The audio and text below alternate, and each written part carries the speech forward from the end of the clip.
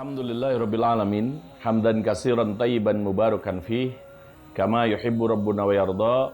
Asyhadu an la ilaha illallah wahdahu la syarikalah wa asyhadu anna Muhammadan abduhu wa rasuluhu alladzi la nabiyya wa la rasula ba'dah, amma ba'du. Ya ayuhan nasu taqu rabbakumul ladzi khalaqakum min nafsin wahidah wa khalaqa minha zawjaha wa batha minhuma rijalan katsiran wa nisaa'a. Wattaqullaha alladzi tasaaluna bihi wal arham, innallaha kana 'alaikum raqiban. Kurbanmu jangan jadi korbanmu. Alkisah, ada seorang pemulung yang datang ke tempat penjualan sapi. Tetapi sang penjual rupanya kurang yakin si ibu pemulung itu akan membeli seekor sapi, atau bahkan muncul kecurigaan bahwa dia ke sini hanya untuk meminta bantuan, minta sembako misalkan, atau minta daging dan lain sebagainya. Lalu sang penjual itu kemudian mengatakan, "Bu, mohon maaf, di sini tidak ada pembagian daging, kami hanya menjual sapi." Tapi betapa kagetnya, alangkah kagetnya si sang penjual ketika mendapatkan jawaban ternyata seperti ini. Sang ibu pemulung itu mengatakan, "Pak, saya kesini bukan mau minta-minta. Saya kesini bukan untuk mengemis ataupun meminta daging, sembako, dan semacamnya. Saya kesini untuk memilih sapi terbaik yang Anda miliki untuk saya beli buat berkurban." Sang penjual itu mengatakan, dan dengan cukup kaget dia mengatakan, "Dari mana ibu bisa dapat uang? Dan mana uangnya kalau ingin membeli sapi dari kami yang terbaik?" Hanya dia mengatakan, "Nih, kami bawa satu karung besar, berisi uang-uang receh, berisi uang-uang yang dia kumpulkan beberapa waktu yang lalu." Dan kemudian si sang penjual itu dengan terharu dan juga respect serta menaruh hormat terhadap ibu pemulung itu, "Kok bisa ibu membeli sapi yang terbaik sementara ibu hanya seorang pemulung?" "Saya selalu mengumpulkan," kata si ibu itu, "saya selalu mengumpulkan uang ini selama 1 tahun lamanya untuk kemudian mampu membelikan sapi yang terbaik untuk Allah Subhanahu wa Ta'ala." Para pemirsa PZU TV yang dirahmati Allah Subhanahu wa Ta'ala, azanillahu wa yakum. Dari kisah inilah kurban yang sebenarnya. Kurban yang sebenarnya adalah seperti yang tersirat dalam surah Ali Imran ayat 92. A'udzubillahi minasyaitonirrajim, lan tanalul birra hatta tunfiqu mimma tuhibbun. Belum mabrur, belum mencapai puncak kebaikan seseorang mukmin kalau seandainya belum dia memberikan yang terbaik untuk Allah. Karena itu, sekalipun di masa sulit, maka tetaplah terus berkorban dan bersungguh-sungguh, dikarenakan orang yang berkurban itu adalah penanda baik bagi sholat seseorang yang ikhlas karena Allah Subhanahu wa Ta'ala. Fasholli li rabbika wanhar. Sholatlah karena Allah, karena Rabbmu, dan berkurbanlah. Karena orang-orang yang sholat, orang-orang yang berkurban, orang-orang yang sholatnya tidak karena Allah, maka berat baginya untuk berkurban. Artinya mereka yang berkurban adalah orang-orang yang sholatnya terbaik. Di mana sholat koneksinya untuk Allah, maka berkurban koneksinya untuk sesama. Karena itu tidak akan pernah sampai darah dan dagingnya, kata Allah.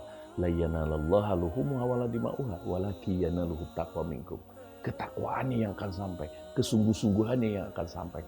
Dan itulah yang Anda bisa persembahkan yang terbaik untuk masa depan Anda, terutama nanti di akhirat. Dan yang ketiga, orang yang bersungguh-sungguh berkurban karena Allah Subhanahu wa Ta'ala akan mendapatkan 2 keutamaan.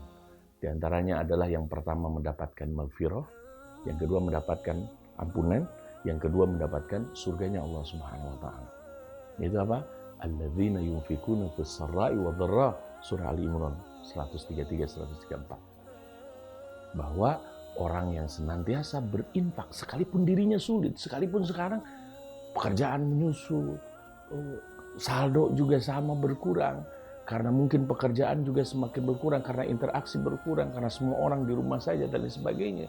Tetapi ketika dia memaksakan diri, memampukan diri menjadi orang yang terbaik, maka mereka itulah orang-orang yang mendapatkan prioritas pertolongan Allah Subhanahu wa Ta'ala. Dia akan mendapatkan kemudahan. Jangankan kelak di akhirat yang dahsyat, di dunia pun yang hanya kecil saja di mata Allah Subhanahu wa Ta'ala, hanya seberat sayap nyamuk saja, maka dia tentu saja akan segera ditolong oleh Allah Subhanahu wa Ta'ala dalam segala kesulitannya. Dan yang terakhir, keutamaan orang yang berkurban itu, dia akan mendapatkan telaga Al-Kautsar, telaga anti haus, di mana seseorang itu tidak akan pernah mendapatkan itu kecuali dengan sholat yang benar. Fasholli lirabbika wanhar. Makanya sebelumnya inna a'tainakal kautsar. Aku akan memberikan telaga Al-Kautsar di mana semua orang haus, di mana setelah orang meminumnya maka dia tidak akan pernah kehausan. Itulah telaga Al-Kautsar di akhirat yang tidak seorang pun akan mendapatkannya.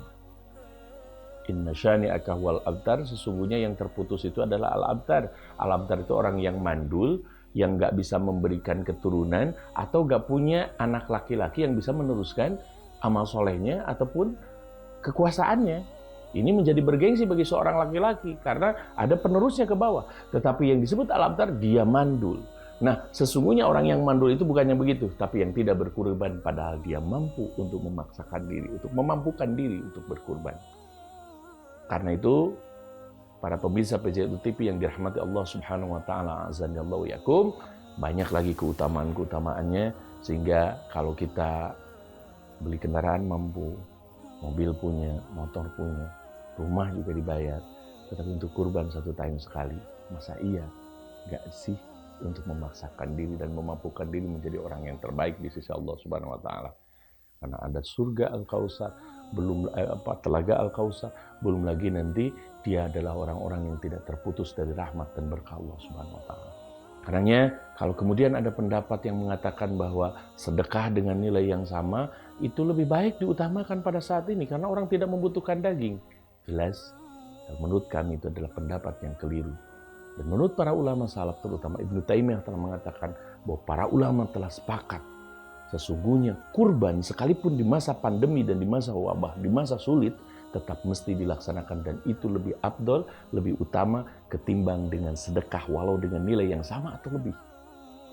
Misalkan harga domba 3,5 juta, misalkan ini sedekah juga 4 juta sampai 4,5 juta, tetap lebih baik dengan kurban. Karena itu berarti kita memelihara syariatnya, memelihara ritualnya untuk kemudian dibagikan bagi mereka yang gak pernah makan daging atau mungkin jarang makan daging. Dan juga mungkin banyak makan sembako dan lain sebagainya. Karena itu di dalam zakat fitri juga diutamakan beras, di dalam fidyah juga diutamakan sembako dan lain sebagainya. Kenapa? Yang mereka makan. Karena kalau dikasih uang mereka bisa beli di luar kebutuhan mereka. Seperti misalkan jadi beli kuota sekarang. Soalnya kan sekarang itu ada godaan milenial itu semakin bertambah, ada harta, tahta, dan kuota. Ya, wanita juga. Ya, jadi ada 4 tak sekarang. Nah, oke. Para pemirsa PJTU TV yang dirahmati Allah Subhanahu wa Ta'ala, azanillahu yakum, mari kita terus kobarkan jihad kurban untuk melestarikan nilai-nilai sunnah Rasulullah SAW, karena di antara orang yang tidak mendapatkan telaga Al-Kautsar adalah mereka yang tidak memelihara sunnah. Mereka yang diusir dari telaga Al-Kautsar adalah ma'ahdatsu ba'daka, orang yang telah membuat alternatif lain selain kurban, meskipun dengan nilai yang sama atau lebih, tetapi kemudian mengganti syariat ini yang telah dipelihara oleh 3 nabi yang utama. Nabi Adam alaihissalam, kemudian Nabi Ibrahim alaihissalam, yang terakhir adalah Nabi Muhammad SAW. Kalau pada zaman Nabi Adam, pesan kurban itu mengatakan bahwa kalau seandainya seorang tidak mau berkurban yang terbaik, maka dia akan memangsa korban sesamanya, yang disebut dengan homo homini lupus. Ya, dia akan memangsa korban karena dia tega. Karena dia tidak mau memberi yang lain yang kelaparan, maka dia akan tega memangsa orang-orang yang lapar demi kekayaannya, keserakahannya sendiri. Kemudian pesan pada Nabi Ibrahim, ada yang terbaik yang menurut mereka dikurbankan, tetapi itu bukan yang diinginkan.